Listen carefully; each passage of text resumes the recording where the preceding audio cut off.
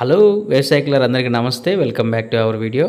మీకు కనుక ఈ కోళ్ళ ఫామ్, గొర్రెల ఫారం లేదా మేకల ఫారం, ఆవుల ఫారం లేదా గేదెల ఫారం మీరు పెట్టాలని ఆశపడుతుంటే, గ్రామీణ స్థాయిలో మీరు చిన్నగా ఉపాధి సాధించాలనుకుంటే, ఒక ఫారం మీరు పెట్టాలని ఆశపడుతుంటే ఆంధ్రప్రదేశ్ ప్రభుత్వం మీకు మంచి అవకాశాన్ని ఇస్తుంది. ఈ ఆంధ్రప్రదేశ్ ప్రభుత్వం షెడ్యూల్ నిర్మాణానికి కొంత సబ్సిడీ ద్వారా రైతులకి ఉపశమనం కలిగించింది. ఇందులో ఎంజీఎన్ఆర్ఏ మరియు ఏపీ పశువర్ధక శాఖ డిపార్ట్మెంట్ నుంచి సబ్సిడీలు కూడా అందుతున్నాయి. ఈ స్కీమ్స్లో మనకి 3 విధాలుగా మనం మాట్లాడుకుంటే, గేదెలకు సంబంధించి, మేకలకు సంబంధించి, కోళ్ళకు సంబంధించి కూడా ఈ స్కీమ్స్ మనకి సబ్సిడీలో రానున్నాయి. గ్రామీణ యువతను, రైతులను ప్రోత్సహించనున్నాయి. ముఖ్యంగా చిన్న సన్నకారు రైతులు వీళ్ళందరూ కూడా ఎంతో లాభదాయకంగా ఉండే స్కీమ్. ఆలస్యం లేక ఇంట్రెస్ట్ చూద్దాం.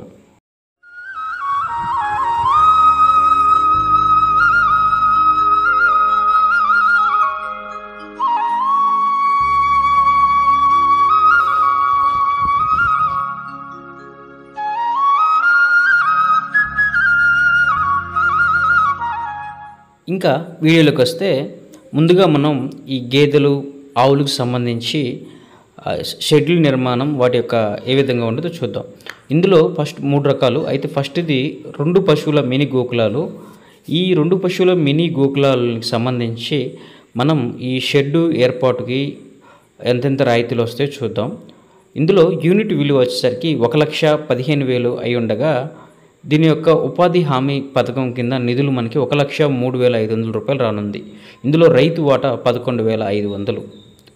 అయితే ఈ షెడ్డుకి ఎంత స్థలం, ఈ షెడ్ నిర్మాణం కోసం ఎంత స్థలం మనకి కలిగి ఉండాలని మనం మాట్లాడుకుంటే, ఈ నిర్మాణాలు కూడా మీకు క్లియర్గా వీడియోలో చూపించడం జరుగుతుంది. ఇక్కడ మనకి వెడల్పు 3 మీటర్లు, పొడవు వచ్చేసరికి 3 మీటర్ల 60 సెంటీమీటర్లు మనకి కావాల్సి ఉంటుంది. ఇక రెండవది 4 పశువుల మినీ గోకులం. ఈ 4 పశువుల మినీ గోకులంకి మనకి ఏ విధంగా రాయితీలు ఉంటాయో చూద్దాం. ఇందులో యూనిట్ కాస్ట్ వచ్చేసరికి, అంటే యూనిట్ విలువ వచ్చేసరికి 1,85,000 రూపాయలు యూనిట్ విలువ అవుతుంది, అంటే ఏర్పాటు ఖర్చు. ఇందులో ఉపాధి హామీ నిధులకి 1,66,500 రూపాయలు అవుతుంది. రైతు యొక్క వాటా 18,500 రూపాయలు అవుతుంది. మరి ఈ యొక్క షెడ్ నిర్మాణం గురించి మనం తెలుసుకుందాం. ఇక్కడ క్లియర్గా మీకు మెజర్మెంట్స్ కూడా నేను మెన్షన్ చేయడం జరుగుతుంది. అయితే ఇది షెడ్ నిర్మాణం వెడల్పు వచ్చేసరికి 3 మీటర్లు, పొడవు వచ్చేసరికి 7 మీటర్లు ఉండాలి. ఇక 6 పశువుల మినీ గోకులం. ఇందులో 6 గేదెలు లేదా ఆవులు ఉంటాయి. దీనికి నిర్మాణం వచ్చి ఏ విధంగా ఉంటుందో చూద్దాం. రాయితీలు ఏ విధంగా ఉంటుందో మనం మాట్లాడుకుందాం. ఇందులో ఆ యూనిట్ విలువ వచ్చేసరికి ఇది 2,30,000 అవుతుంది ఖర్చు. ఇందులో ఉపాధి హామీ పథకం కింద నిధులు మనకి 2,07,000 వస్తాయి. ఇందులో రైతు వాటా 23,000 రైతు చెల్లించాల్సి ఉంటుంది.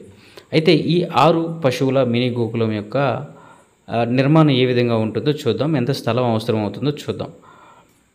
ఇందులో ఈ 6 పశువుల మినీ గోకులం వచ్చేసరికి మనకి 3 మీటర్ల వెడల్పు, 9 మీటర్ల పొడవు అవసరం అవుతుంది.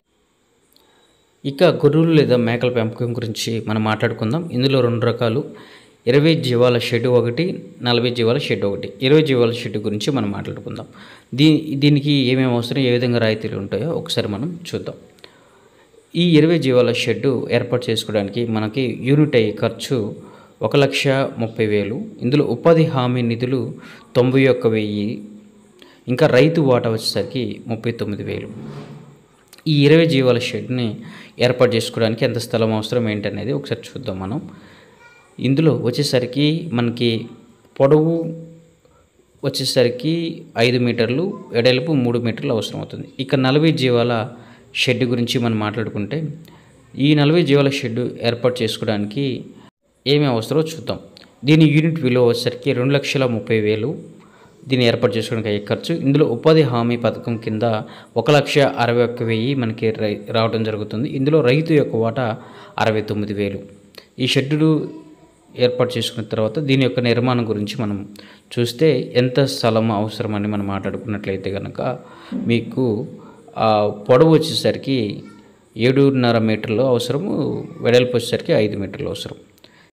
తరువాత ఈ కోళ్ళ పెంపకం గురించి, కోళ్ళ షెడ్ల యొక్క నిర్మాణం గురించి మనం మాట్లాడుకుందాం. ఇందులో 2 రకాలుగా ఉన్నాయి.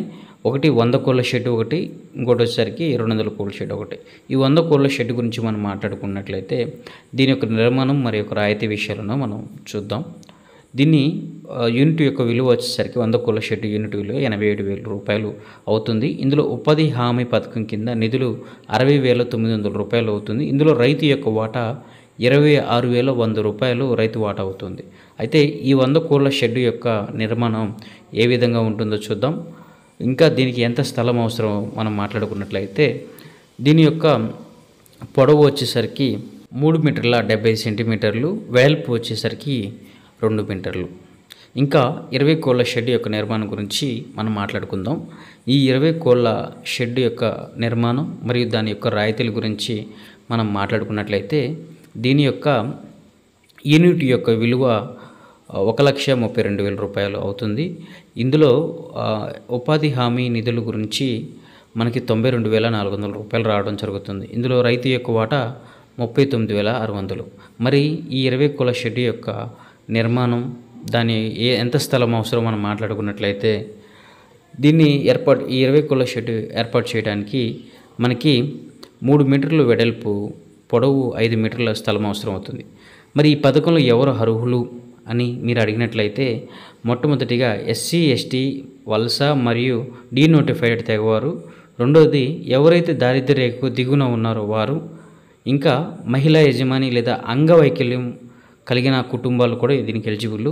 నాలుగోది వచ్చేసరికి భూ సంస్కరణ, PMAYG లబ్ధిదారులు. ఐదవది అటవీ హక్కుల చట్టం కింద ఎవరైతే ఉన్నారో లబ్ధిదారులు వారందరికీ అర్హులు. ఆరవది చిన్న సన్నకారు రైతులు కూడా దీనికి ఎలిజిబుల్.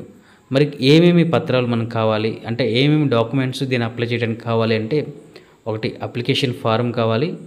ఇది ఆల్రెడీ మీకు ఆఫీసర్లే చెప్తారు. రెండోది గ్రామ పంచాయతీలో తీర్మానం, ఇది కూడా వాళ్ళే చెప్తారు. ఇంకా ఆధార్ కార్డు కావాలి. ఇంకా జాబ్ కార్డ్ కావాలి. జాబ్ కార్డ్ అంటే మీరు MGNRA పని కింద నమోదైనట్టు కావాలి. ఇంకా 5 స్థలం హక్కు, మనం షెడ్లు ఏర్పాటు చేయడానికి స్థలం కావాలి కాబట్టి ఆ స్థలం మీ పేరు మీద ఉంది లేకపోతే మీ కింద ఉందని చెప్పడానికి. 6వది బ్యాంక్ అకౌంట్ పాస్బుక్. ఎందుకు బ్యాంక్ అకౌంట్ పాస్బుక్ అంటే సబ్సిడీ అమౌంట్ మీకు పడాలి కాబట్టి. ఇక ఎవరిని మీరు సంప్రదించాలి దీని గురించి మరిన్ని వివరాలు తెలుసుకోవాలంటే రైతు సేవా కేంద్రంలో పనిచేస్తున్న పశువైద్యక శాఖ అంటే వెటనరీ డిపార్ట్మెంట్ సిబ్బందిని కానీ, లేకపోతే మీ ప్రాంతంలో ఉన్న వెటనరీ హాస్పిటల్ని కానివ్వండి, లేకపోతే ఈ MGNRA ఆఫీస్ని కలిసినా మీకు ఇన్ఫర్మేషన్ తెలుస్తుంది. ఇంకా చాలామంది కూడా సబ్స్క్రైబ్ చేసుకునే వీడియోలు చూస్తున్నారు. ప్లీజ్ దయచేసి సబ్స్క్రైబ్ చేసుకోండి, లైక్ చేయండి, షేర్ చేయండి. వ్యవసాయకు యూట్యూబ్ ఛానల్ సబ్స్క్రైబ్ చేయండి.